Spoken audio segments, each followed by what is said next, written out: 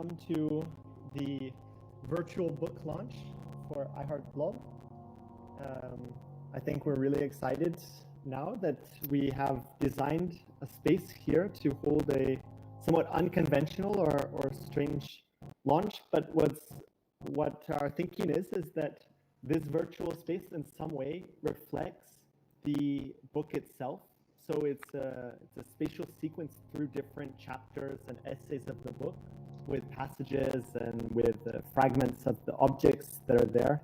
And in some ways, even though it's a bit strange perhaps, all these avatars and us all speaking in this manner, it also represents a little bit the way this book is strange and unique in that it's both physical and digital work. So that's why we wanted to hold something like this rather than a traditional Zoom call. And I think maybe our idea for today is to just briefly speak a little bit about the publication that's come out now, and then have a discussion about that publication with the curators of the Magazine Gallery here in Vienna, who have been very supportive of this project from the beginning. They were one of the first places we exhibited our work, and one of the first places that we started in on our hybrid of both physical and digital and augmented works. So that's why we thought it was particularly important or particularly nice that they joined us here today. So when that's finished, that should take probably around half an hour to 40 minutes. And when that's finished, we will give a small tour of this virtual space where we'll walk through the different areas. So maybe Sean, you want to just, or Sasha, just give an overview of the book and what we've gone through to get it published and everything like that? Yeah, so I guess I can start. Okay, first of all, oh yeah, you go. Sorry. Yeah, you go. So we started this project, iheartblob, 4 years ago, and we basically every day is on Instagram while also exploring theoretical architectural concepts. So I guess the first 300 objects, which is seasons, 3 different seasons, and features a graphic, a blog, a rendering, and philosophical architectural theory text, where we try to kind of pose a question, give our overview and answer, and kind of comments from the Yeah, I think maybe just to add on from that, at the beginning we started primarily as a social media design, not so much a platform, but account, I guess, where we started to show and started to basically ask questions and pose statements and criticize or critique the architecture, the state of it today. And we basically got a lot of really interesting feedback from people who started to follow us, where we started specific types of philosophical content or architectural theory, and people, I guess, really enjoyed that aspect of pairing an image with a piece of text. And they were always short and digestible, consisting of a title, a pretty bold, I guess, question, a sort of analysis to back up that question, and some were open-ended and some were really hard-hitting answers, and because I guess a lot of controversy in Facebook feeds at the very beginning, where we had a lot of discussions with people, but it was also a way in which we were able to engage with so many people over years that we've been working on this project, and get a lot of feedback and actually develop discourse. For us, that was super exciting and super nice as well to have that dialogue with people about architecture. Thing we thought when we started that was really lacking we didn't have that actual discourse. And I think maybe, Sean, then just the last thing to say before we... Oh, sorry, Sasha. I guess. Go ahead. Oh, no. Well, I was just going to say the last thing.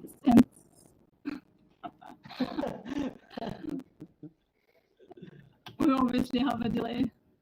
Go for it.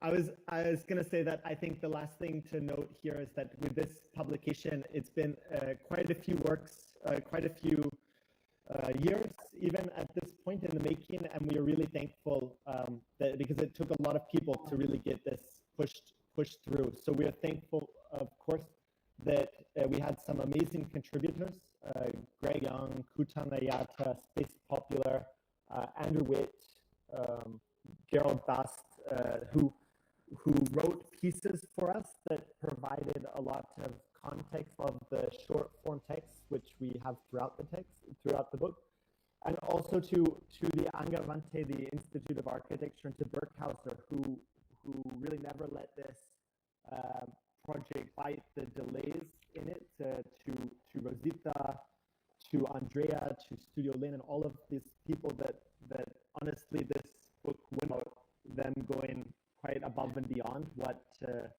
they needed to do for a normal publication. So I think we're very lucky we've had in getting these works and their digital counterparts produced. So I thought, but maybe that's just the last we have a discussion about it with the guys from Magazine and with any questions that the audience has.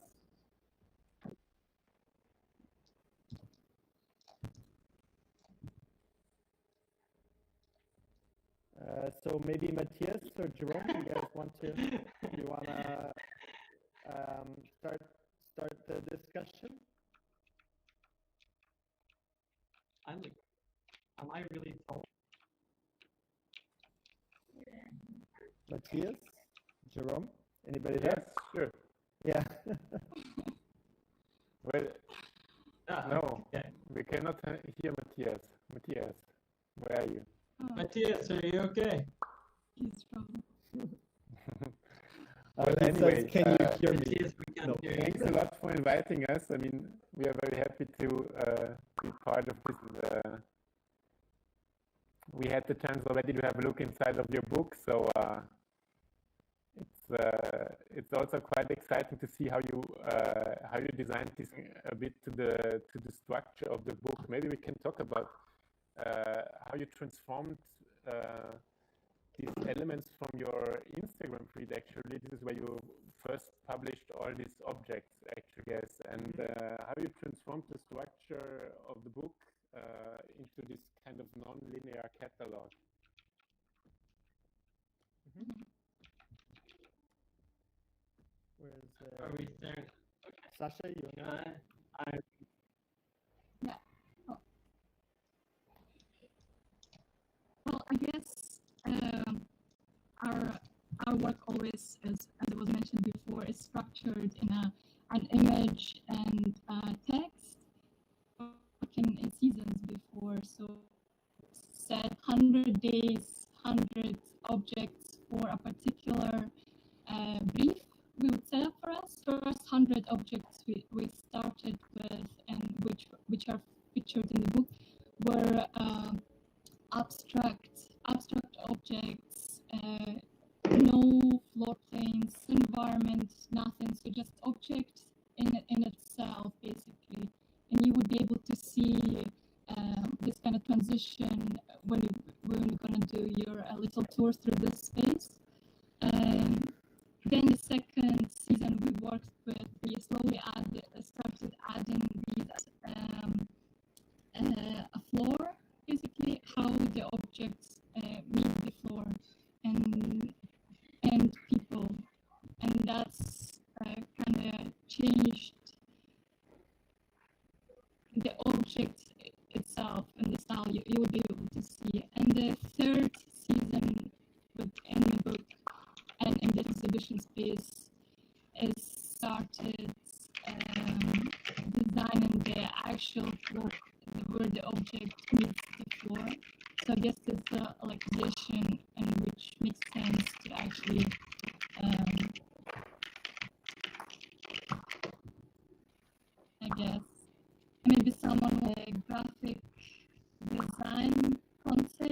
within the book and corresponds to iheartblob style.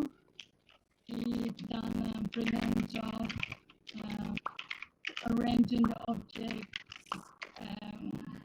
and not almost randomly allocated. It's not. So we use different fonts, different blobs, and they're not sequential, I guess.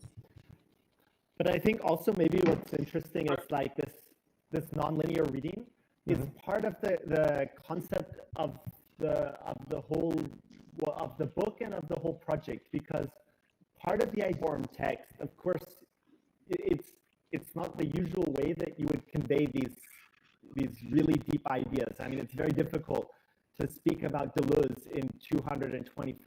So part of the idea was that our society is really becoming so fragmented, and this becomes the new form of information consumption, tweets and so how does one look at understanding information on a deeper level when the text is so short? Our way of thinking about this is that essentially all of these small text segments that you pick up, and only through their aggregated consumption do you start to form an idea about the architecture concepts or and I think for us that was somewhat important in the reading of this book of this project. So we thought it's quite nice that you could open to any page of the book and you can get maybe a short idea, but it's really in reading, even in a nonlinear way, reading so many of these ideal apps and at times conflict with each other, that you would start to get an idea of architecture philosophy here. And then that's encapsulated in a somewhat way within a longer text that we wrote in our piece. How do you read the transition into a book? The linearity of time with it, probably one thing. What does it mean now do book? And I would almost say it's like the retrospective. I looked at, I think it was done on the 2016 project 200 on the 25th of 17. So it's like 3 years away. What does it mean to publish of the last object on the 12th August format? I think for us, it's worth mentioning that. So I was just gonna say that since that those 300 posts we developed, we never stopped kind of practicing and developing, I don't know, architecture and thinking. And I think we will all agree that we evolved from that point, which we also included in its augmented reality, which you can use with the book. And I guess that's how our main focus right now is actually bringing the augmented reality. And I guess that's the connection you can see in the book, like those 300 posts, the way we develop our concepts, thinking for philosophy, and actually learning to base argument and discuss it with other people. And I guess now you can see it, and also with the way we're trying to focus on augmented reality within architecture now. Yeah, but maybe Sasha, also I think what you're saying is also a bit that in a way the book gives us a different format to look through the same work that was at times generated on a daily basis without thought of their interlinkages. And one of the things that I found personally interesting about putting the book together is how do we arrange the different passages, not necessarily in the same linearity or sequentially that they appeared on the Instagram feed, and even how they would sit in relationship to some of these more deeper and theoretical conceptual texts that we had. So I don't know, it's interesting that somehow, although there's an overlap of, I mean, of course, like you point out, Sasha, all of the augmented reality overlays are new information that comes in here, but there's a organizing principle that's in print media that you're kind of forced to think about what is the concept of that organization that doesn't really come in the same way an Instagram feed does. I guess also one of the things that we've always spoken about, there's a self-awareness. Like we're fully that we criticize slow forms of information, or the i.e. the book, or and yeah, we are in a book, like damn it. Yeah. The whole essay is the speed at which architecture is written. Yeah, so I think being completely self, that no matter the medium, the fact that we are fully aware that that is incredibly shown, and the fact that it took us almost 6 years to go from the beginning to finish, from like when we started producing, we actually went through the process. And there's something really funny about that, because architecture itself is incredibly slow medium, or as a profession. I've criticized, but I think it's really important to be super self-aware that we are still in this, so to acknowledge that even the things like magazines, which are obviously way faster than a publication, like a full book. I mean, so our essay, I think that, which basically focuses on that self-awareness that things are constant and that we need to actually address that. And be how that's actually affecting art. But I guess also the other. Sorry? And all of the things that basically, well, mainly the structure is done. Would you better or the run out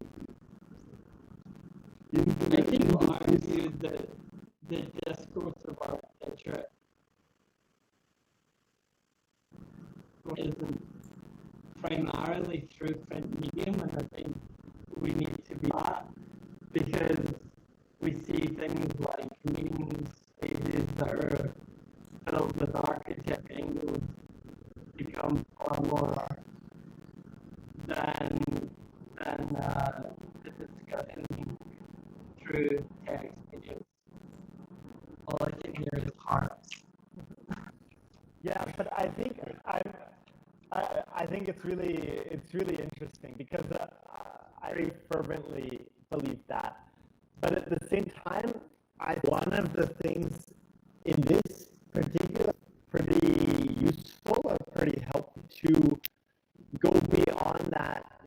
So yes, we lost a lot of time that we would side, but I think having for example, other people within academia to write a piece and see how that fits in, that and then having everything consolidated one spot is also. I don't disagree either with what we said, or the fact that the speed at which are changing architecture is far more powerful in many ways than this process. But at the same time, I think we have found we've found ways to put things into this process that we couldn't otherwise have in social media. And we see, for example, the idea of the app being something that could be constantly updated. So this could be still a living object. The book could be a living object in itself, in that with new updates, we could feed in new information and new overlays into the work, which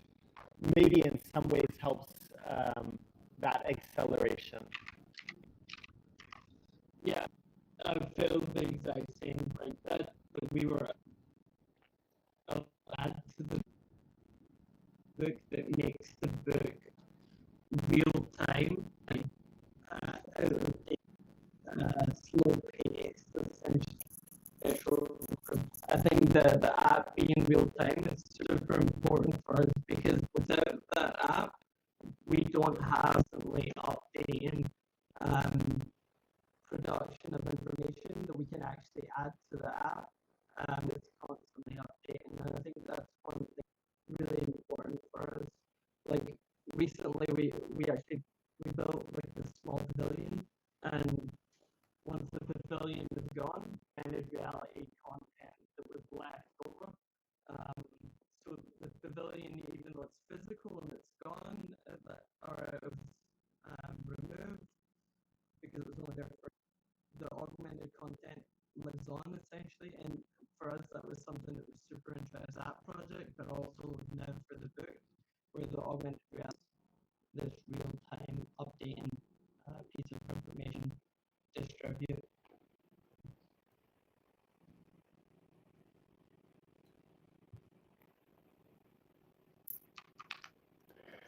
How would you actually describe between the written and the visual context of this? Of course, every object is paired with this small essay, let's say, but this to be understood as a description of what you see, but they express like more general thought about actually. So how do you see this relation between those two elements?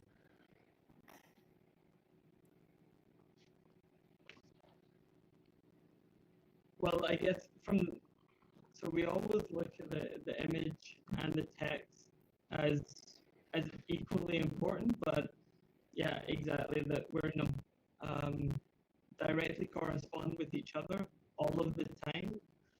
Quite a lot of the time they do. So sometimes, and then the image will actually come after the text, after the thinking is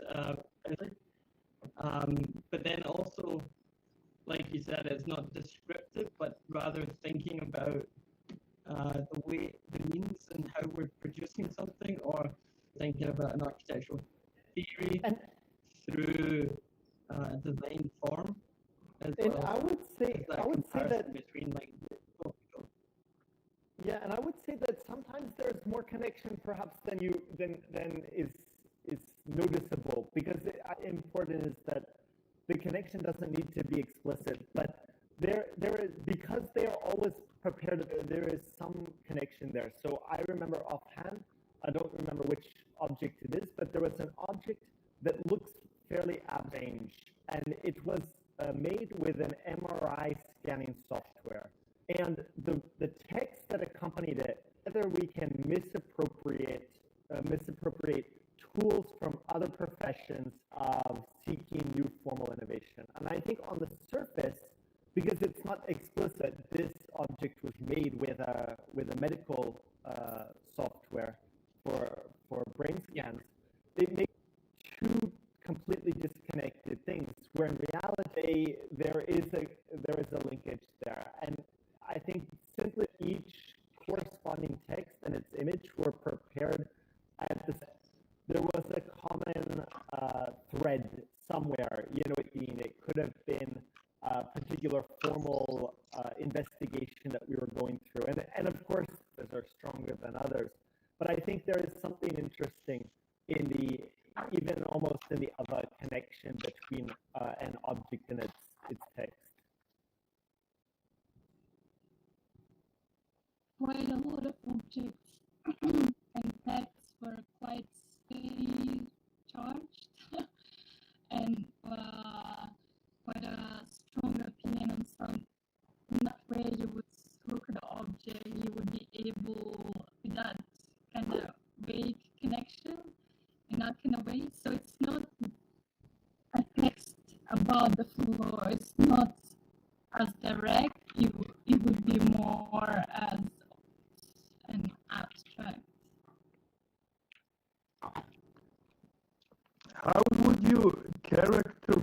You have a few big enemies or opponents in this first 273 object. One, for example, would be Schumacher's parametricism 2.0. Like, could you talk a bit about this kind of main opposing concepts, or how you deal with them? Where is Sean? Sean wants to answer that. Yeah, I know it's a very big question. I'll answer that. I'll keep it PG. No, I think for us, we were always concerned metricism that is born from a parameterizing, itemizing notion of architecture, and for us, we sure those tools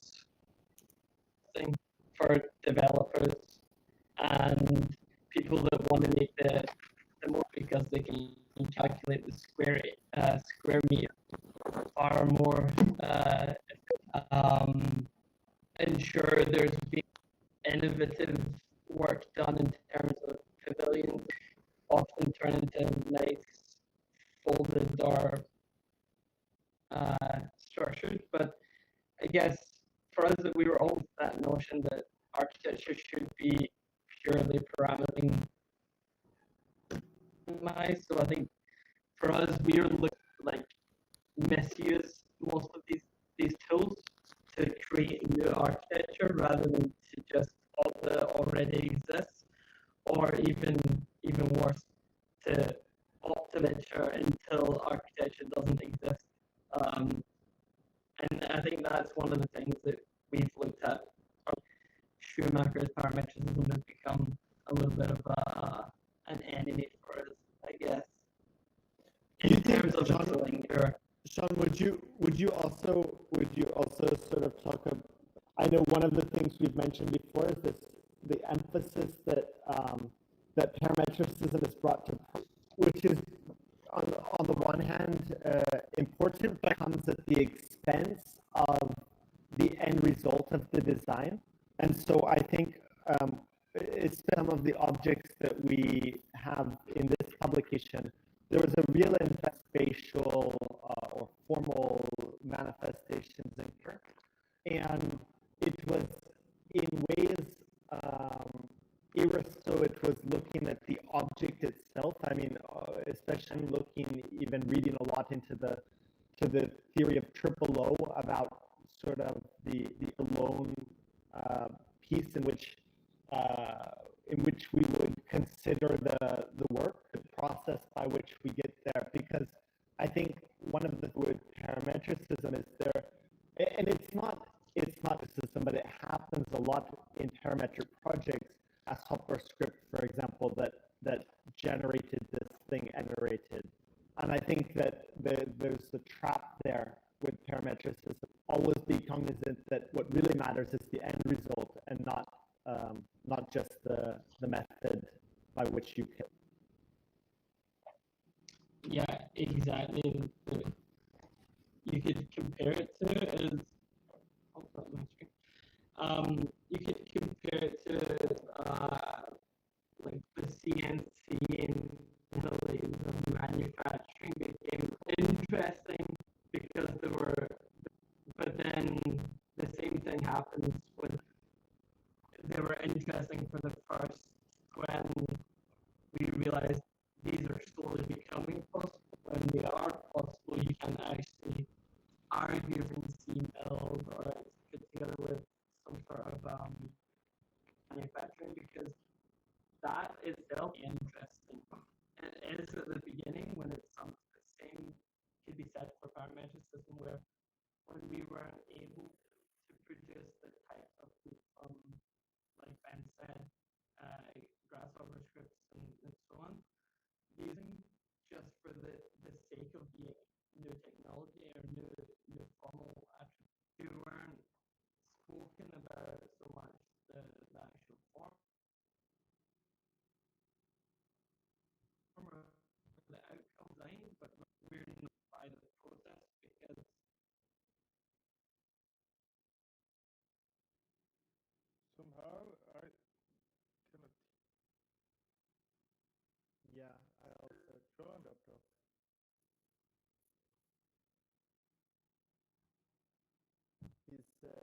been censored.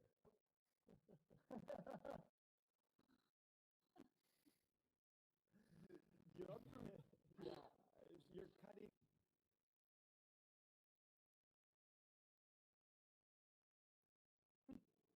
I think Sean also wants to see, like, right now, everybody, architecture and are so fascinated with customization and making cheap that it's to really deny, try something else in order to find the visual language of architecture.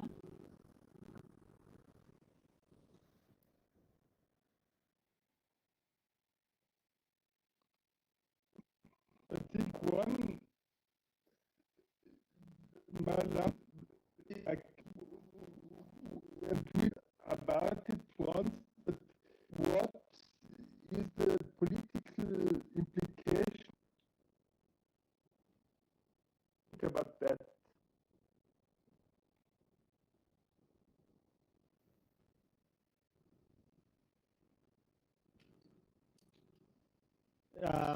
Yeah, I can speak to it. Uh, in some ways, I think that the the nature, the political nature. I mean, not even just the around us is really changing because new technology and social media, and we felt in many ways architecture just seems to these trends.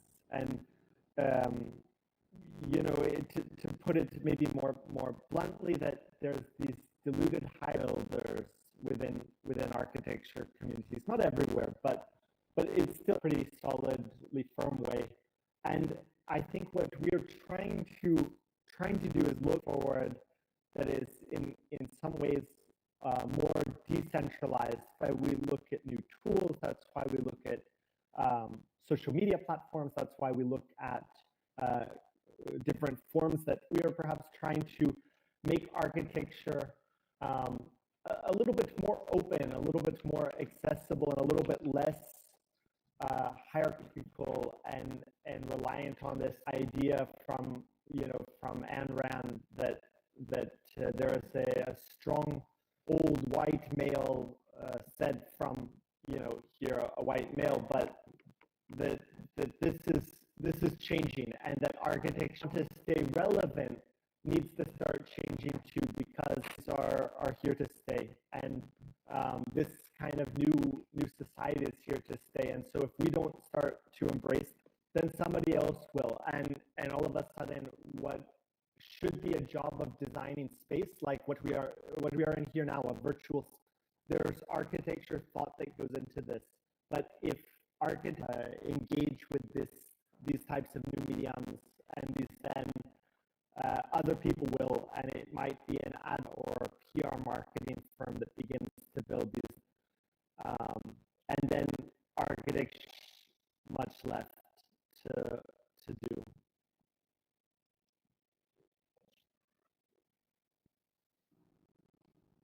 Sean or Sasha maybe wants to add.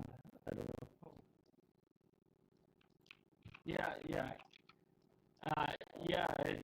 Um, I think you spoke a little bit out of your conversation there, because I was floating in the with no friends.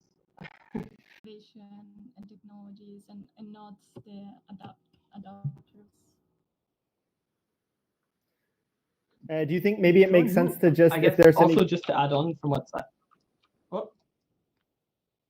Oh, Sean, you I said was just you said that you get a certain type of criticism. What the main criticism you get from architects? Your work gets. I guess quite a lot of the time. I guess quite a lot of the times that we've had criticism is more that it isn't architecture, or that we're trying to skew the idea of what architecture is, and mold it into what we think architecture is. much as a criticism that appears on the surface, for us that's actually, I guess it means that we're doing our job correctly, because if you're scaring or frightening architects, it's the ones that need to change that are being frightened. It's the ones that are clinging on to their past relics of the architectural production. So I think for us, we're quite happy with those critiques, but they come.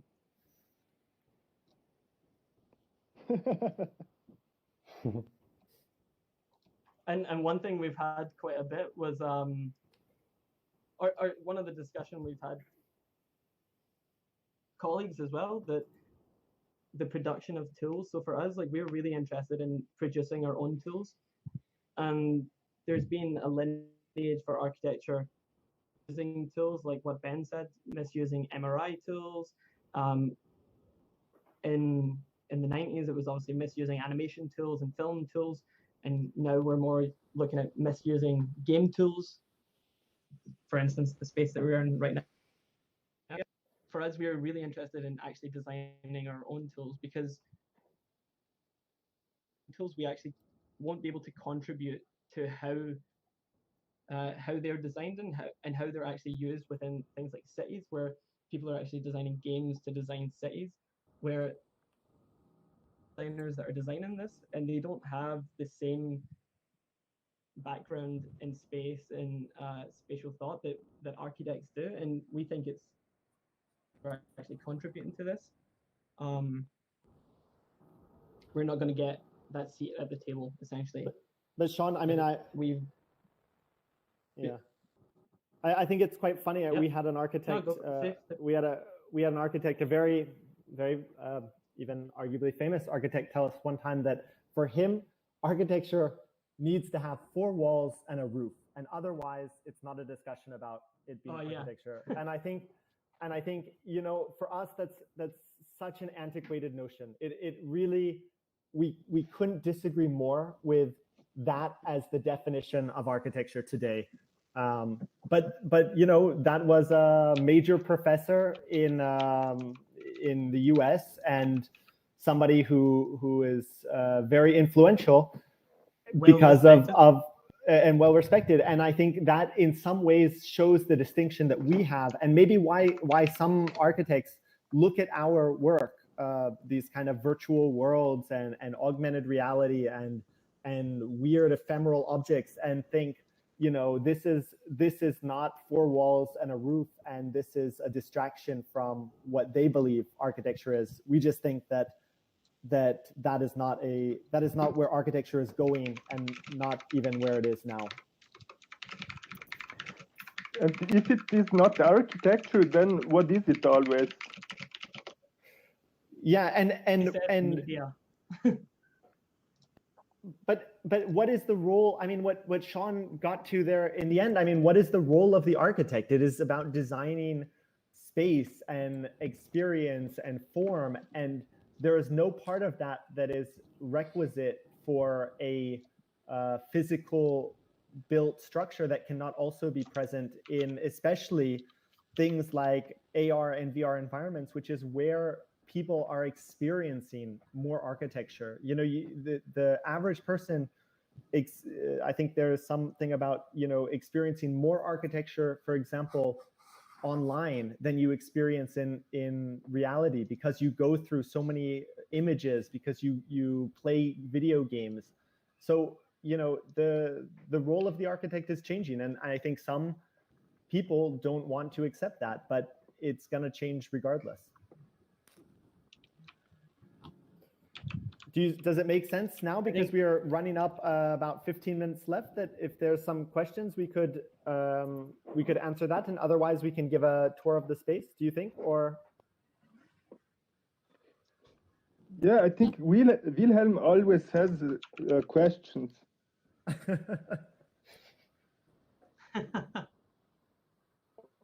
I could ask a question. It's Wilhelm. Yeah. Do you hear me? Can you hear me? Yeah, we hear you. Yeah. Yeah, I got you. You're always good for a question. Yeah, I don't know. How did you manage to put everything under like the polygon count that is possible in Mozilla Hubs? It's actually we're pretty good. Everything is like flat planes. It's a little sad, I think, if you see the overall. Nothing has very much thickness. Yeah, but it's a really big space. I'm surprised that you still have at least some details in the more three-dimensional stuff. Yeah. So, yeah. Yeah, I think all of the objects that we have are all really low poly or reduced quite a bit. But yeah, I guess we tried our best to keep as much, even though it's going to be, I think, Mozilla Hub's request under 50,000 polygons or something, which is like really tiny. I think the whole file had to be like 10 or 12 megabytes or something like that, which is crazy. Usually we're in the hundreds and hundreds of megabytes. Yeah, but is it also running on mobile now? Because is someone here on a mobile phone, or Yeah, it's like? yeah, I think it was running on mobile as well, but I'm not sure if you can do the same controls. I tried yesterday, but it was impossible Yes. to navigate. Or I didn't figure it out. So should we go to her? Or I think the one thing Let's do that a tour, yeah. we would be interested in trying, if sorry, nice to know if someone's using like an Oculus Quest or something. I think that would be fun to try. At the moment, I'm just using desktop, but I think in VR that could be a cool experience. Yeah, I guess so too.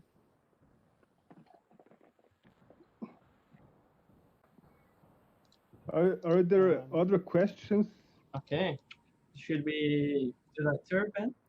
Yeah, you want to lead the tour, Sean? I mean, I think you've got a pretty good narration of it.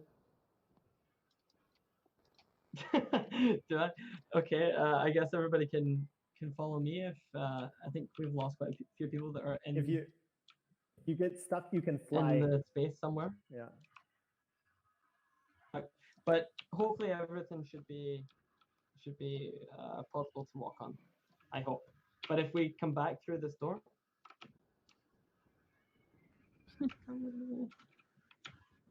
Okay, lead the way, Sean. I'm not sure. Can anyone hear me? Let's go. Yeah, it's good. We can hear you. if someone can walk, just fly. Hi. Hello? Okay. So, Oh, somebody's in here.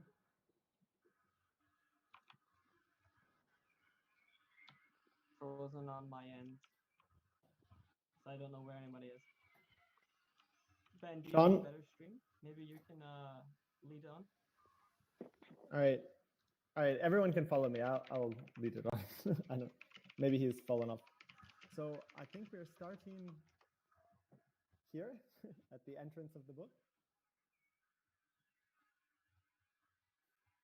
where we have a little bit about from Bast, talking about kind of the I guess important. you have to wait a bit longer for everybody to come. Oh, otherwise they won't yeah. hear Thank us. you. It's like the volume is not that far reach.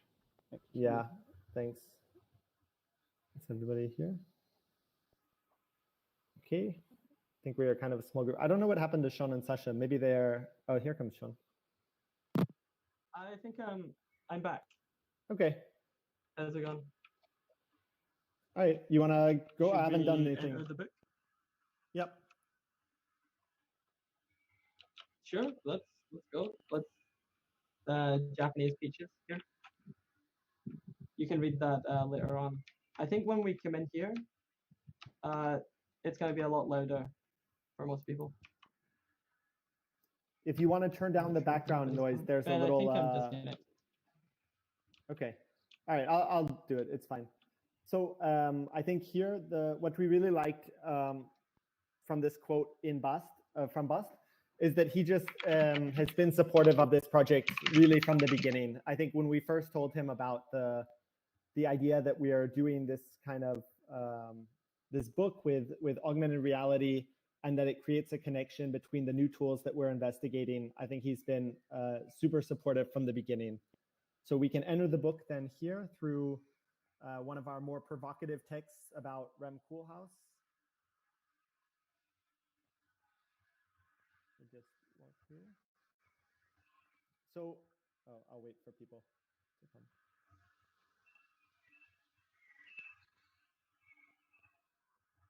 So in this room, what you see is just an object floating in space. It has no context to it. It has no scale to it, because even your avatars here can grow and shrink. And this is really where we started. We started with purely formal experimentation, and looking at kind of what could be done. So this is where we started taking strange tools and seeing, do they make new types of form, or are there spaces that can emerge from different spatial and formal conditions that can be sculpted? But there's not really any thought with some architecture conventions of scale or function. And then if we, so now we can continue on.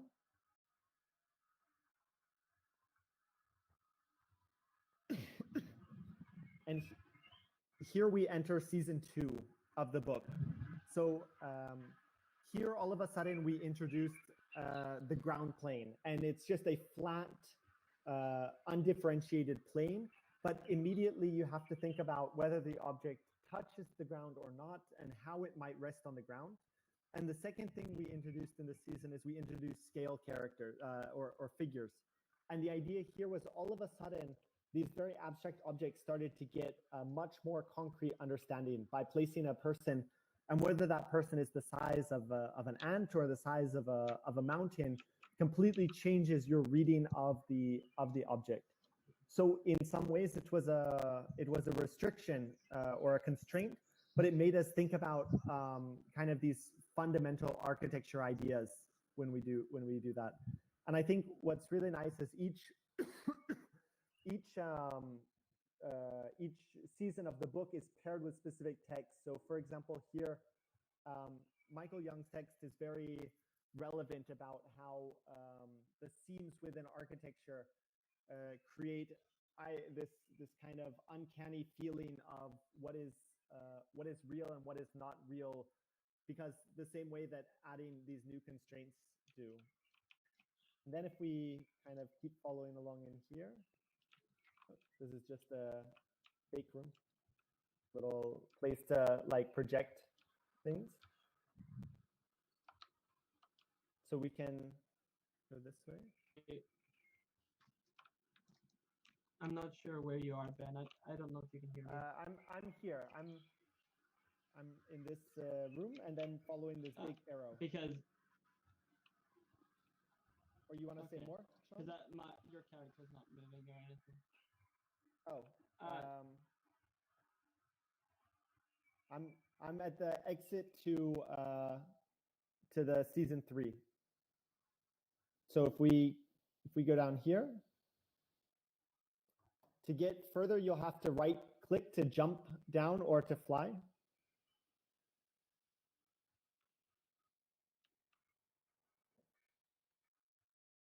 So if you hold down the right click, you can jump onto this landscape.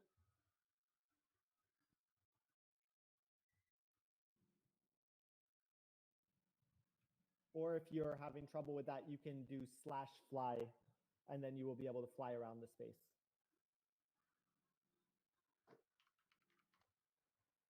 I'll just stand here to speak about this for a minute. So in this room, it's our 3rd season, where all of a sudden now we stop having a kind of infinite plane as a landscape, and we were forced to deal with how does an object meet the ground, not whether simply an object meets the ground or not. So we would also design the landscape of it. I think if you look up at the wall here, you see one of the images, and you see how the landscape starts to tie in and contrast with the wall, with the object itself.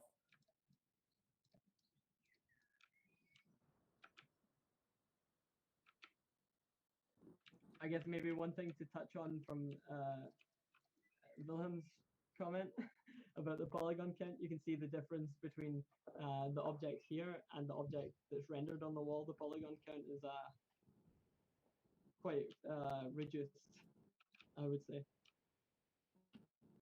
I'm not sure. So then if we continue on. But Sean, where's Sean? Is it the same object, like in the room and on the wall, or?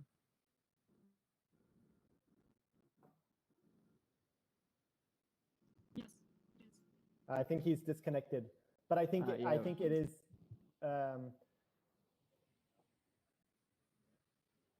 Because I also, when I was here before, I thought it's the same thing. Like, it's very Yeah. interesting to see the difference between the two of them, actually. Like, I mean, you Yeah. still get the shape and stuff of the two. Yeah, yeah, exactly, and it somehow kind of even has a different feel to it in this setting and environment.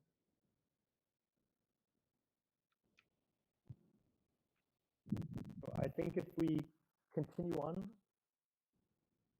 through this door over here, you might have to fly or jump over. Yeah, I think flying is the best way to go about it. Yeah, and then this is Sean. You want to talk about kind of some of these other objects, or should I keep going?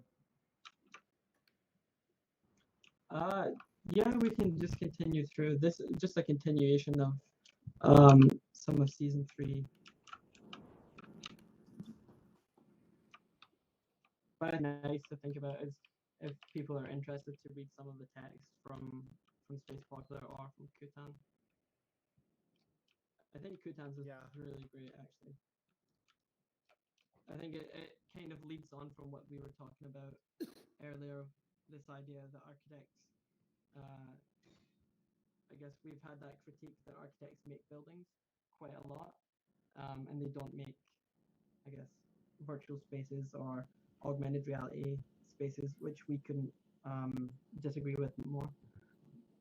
But I guess this is one of the things that you can see slightly from Kutan's quote from Robin Evans here. Make buildings, they make drawings / representations of buildings. And I think you could probably find that quote's relatively old now, but even this idea that architects draw buildings, that's all we do. In terms of this notion that architecture should be 4 walls and a roof, I think is incredibly antiquated. Okay, so I think we've actually only got 2 more minutes, so maybe we just continue on and we end up, we end up at where we started. And I think because, oops, I'm stuck here. Sorry, let me just go on. I think maybe it's just worth here to just have a sort of a last saying. We'll still be in the room for a few minutes, I'm sure. At least me, Sean, and Sasha will be. But I know some people will jump out to go to the next events of the festival. So it's just worth saying again that we're really grateful. We're grateful to all of these people that took time to write for us, the contributors that took time to publish the book and went far above and beyond, and the Angavante for all of the support they've given us, and to Magazine for being here to also kind of continue to help us in this, and we're really excited to see what's next. I mean, it's a funny critique that we rally against the slowness of architecture print medium, and now we've published a book, so we'll see what contradiction we have in the future. So I think that's it, because I think we are over time now, but we'll stick around. So if anybody wants to chat, thanks so much for joining.